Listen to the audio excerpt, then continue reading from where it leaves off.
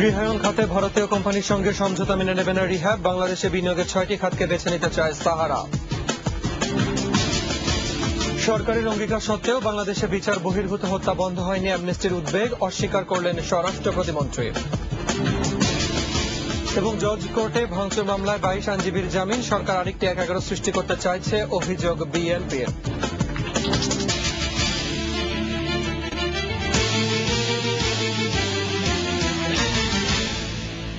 আসসালামু আলাইকুম, মুজাহিদুল ইসলাম। প্রত্যেককে আমন্ত্রণ জানাচ্ছি রাত 9টার 21 সংবাদে।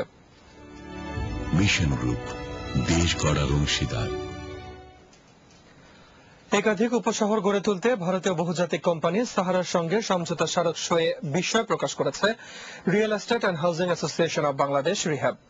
দেশের আবাসন শিল্প মালিকদের সংগঠনের নেতারা বলছে, তারা বিদেশি বিনিয়োগকে স্বাগত জানালেও এ খাতের দেশীয় অংশীদারদের অন্ধকারে রেখে এ ধরনের পদক্ষেপ মেনে নেবেন না।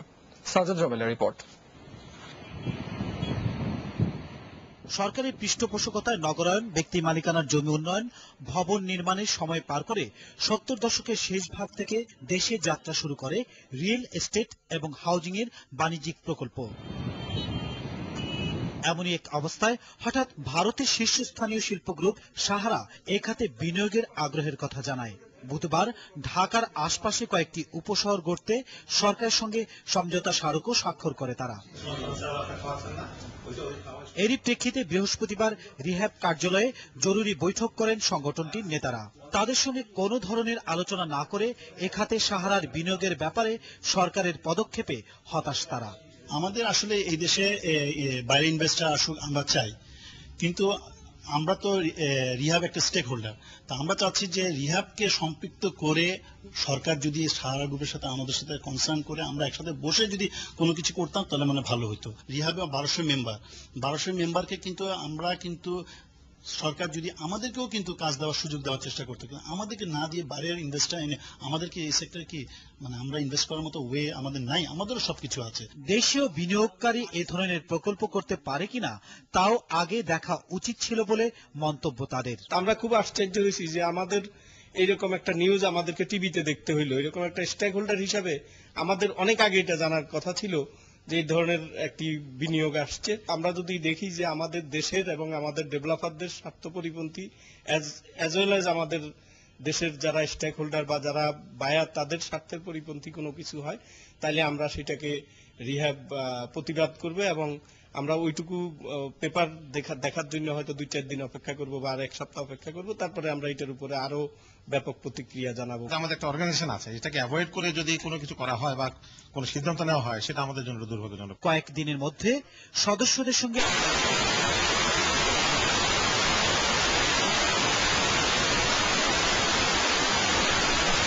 একুশে টেলিভিশন, ঢাকা। বাংলাদেশে বিনিয়োগের জন্য 6টি খাতকে বেছে নিতে চাইছে ভারতের সাহারা গ্রুপ। তবে আবাসন খাতে বিনিয়োগে তাদের প্রবল আগ্রহ রয়েছে বলে জানিয়েছেন প্রতিষ্ঠানটির চেয়ারম্যান সুব্রত রায় সাহারা। বৃহস্পতিবার বাংলাদেশ ব্যাংকের গভর্নরের সঙ্গে বৈঠকে তিনি তাদের আগ্রহের কথা জানান। রিপোর্ট করছেন সঞ্জয় অধিকারী। বাংলাদেশের মধ্যবিত্ত ও নিম্ন মধ্যবিত্তের জন্য নিজস্ব আবাসস্থল গড়ে তোলার লক্ষ্যে আবাসন খাতে বিনিয়োগ করতে চায় ভারতের সাহারা গ্রুপ। এজন্য তারা ঢাকার কাছে আর এক নতুন ঢাকা গড়ে তুলতে বাংলাদেশ সরকারের সহায়তা চেয়েছেন। এজন্য সাহারা গ্রুপের কর্ণধার বিনিয়োগের ক্ষেত্রে কর হার কিছুটা কমানোর দাবি জানিয়েছেন। যদি আমি লিস্টেড হই তো 27%, যদি আনলিস্টেড হই 37%। লিস্ট হওয়ার জন্য আমাকে যেতে হবে 3 বছর রুখতে হবে উইথ ব্যালেন্স শিট। এটা ডিফারেন্সটা খুব বেশি। তিনি আরো বলেন, আবাসন খাতকে মধ্যবিত্তের নাগালের মধ্যে নিয়ে আসতে পারলে দেশে কালো টাকার প্রসার কমে আসবে। হাউজিং ফিনান্সটা দুভাবে খুব বেশি সাপোর্ট করে। যবে থেকে হাউজিং ফিনান্সটা খুব ইজি হয়ে গেছে, বাংলাদেশে খুব ইজি, তারপর থেকে ব্ল্যাক মানিটা একদম middle class and lower middle class থেকে সরে গেছে। বাংলাদেশ ব্যাংকের গভর্নর বলেন, সাহারা গ্রুপ এদেশে বিনিয়োগ করতে চাইলে কেন্দ্রীয় ব্যাংকের পক্ষ থেকে যথাসম্ভব সহায়তা করা হবে।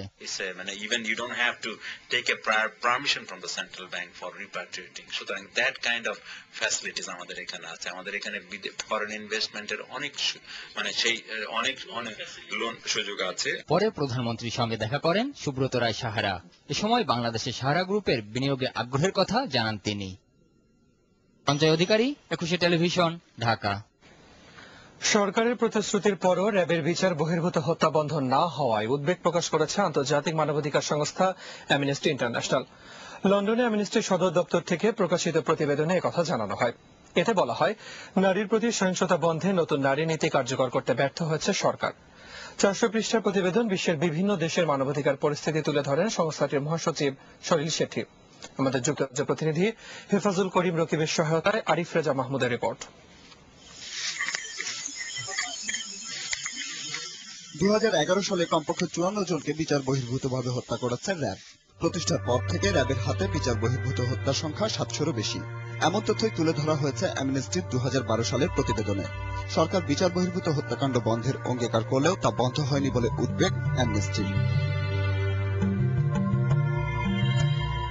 Unfortunately, what we saw was an appalling failure of leaders themselves to respond to this call. What we saw was this call falling simply on deaf ears. গত বছর পুলিশি হেফাজতে নির্যাতনের শিকার হয়ে নিহত হয়েছে কমপক্ষে 3 জন। সরকার দোষীদের বিচারের আওতায় আনার ঘোষণা দিলেও বছরের শেষ নাগাদ কাউকে বিচারে দাঁড় করানো হয়নি।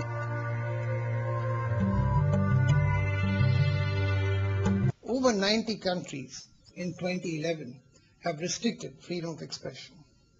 Over 2/3 of the countries, the security forces in these countries continue to torture their detainees, ill-treat their detainees. পার্বত্য চট্টগ্রাম পরিস্থিতি নিয়েও উদ্বেগ প্রকাশ করেছে অ্যামনেস্টি। আদিবাসীদের জীবন ও ভূমির অধিকার নিশ্চিত করতে সরকার ব্যর্থ হচ্ছে বলে উল্লেখ করা হয় প্রতিবেদনে।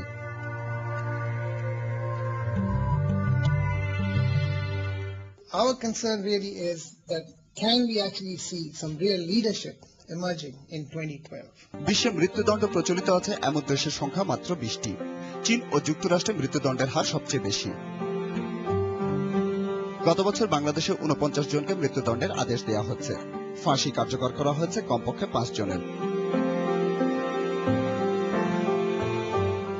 মৃত্যুদণ্ড বিলোপে বাংলাদেশকে আহ্বান জানানো হয়েছে প্রতিবেদনে। আরিফ রেজা মাহমুদ, 21 টেলিভিশন।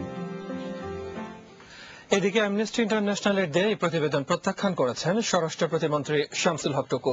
সচিবালয়ে সাংবাদিকদের সঙ্গে কথা বলার সময় তিনি বলেন, এই প্রতিবেদন অতিরঞ্জিত। ঘটছেই, যদি ঘটনা ঘটে তাহলে সেটা তদন্ত হয়, অর্থাৎ আমাদের দেশে জবাবদিহিতার ব্যবস্থা আছে। আমাদের আইন শৃঙ্খলা রক্ষাকারী বাহিনী কাজ করতে গেলে যদি এ ধরনের ঘটনা ঘটে তাহলে তাদের বিরুদ্ধেও ব্যবস্থা নেওয়ার ব্যবস্থা আছে এবং অনেক আইন শৃঙ্খলা রক্ষাকারী বাহিনীর কর্মকর্তাদের বিরুদ্ধে বিভাগীয় ব্যবস্থা নেওয়া হয়েছে। নিম্ন আদালতে ভাঙচুরের মামলায় অ্যাডভোকেট সানাউল্লাহ মিয়া সহ বিএনপিপন্থী 22 আইনজীবীকে 10 দিনের আগাম জামিন দিয়েছে হাইকোর্ট। বিচারপতি মিনায়তুর রহিম ও বিচারপতি শেখ মোহাম্মদ জাকির হোসেনের বেঞ্চ শুনানি শেষে তাদের জামিন আবেদন মঞ্জুর করে। শাকের আরজু রিপোর্ট। 22 মে ঢাকা জজ কোর্টে ভাঙচুর ও বিশৃঙ্খলার ঘটনায় বিএনপি সমর্থক বেশ কয়েকজন আইনজীবীর নামে মামলা হয় কোতোয়ালি থানায়। এরপর আগাম জামিন নিতে হাইকোর্টে আবেদন করেন তারা। বৃহস্পতিবার জামিন আবেদনের শুনানিতে আইনজীবীরা ভবিষ্যতে এ ধরনের ঘটনা ঘটবে না বলে মৌখিক আশ্বাস দিলে আগাম জামিন দেয় আদালত। আদালত সরকারকে জিজ্ঞাসা করে এবং পরবর্তীতে আদালত আমাদের সাবমিশন এবং যে এফআইআর এর যে কন্টেন্টস আছে এগুলো পরীক্ষা করে এই আসামিদেরকে 10 দিনের জন্য জামিন দিয়েছেন। মুখে এটা বলেছেন যে আমরা we are extremely sorry for the happenings, কাজে এ ধরনের ঘটনাটা কাম্য ছিল না কেউ কাছে। জামিনের বিরোধিতা করে রাষ্ট্রপক্ষের আইনজীবী বলেন, আদালতে ভাঙচুর করে পরে জামিন নিতে আদালতে আসা বন্ধ হতে হবে। আমি কোর্টে জামিন চাইবো, আর জামিন না দিলে কোর্টে ভাঙচুর করব, আবার ফেরত আবার কোর্টেই জামিন চাইবো, এই সিস্টেম চলতে পারে না। এইটা চলতে পারে না। আমাদের আইনজীবীদের উই মাস্ট বিহেভ প্রপার।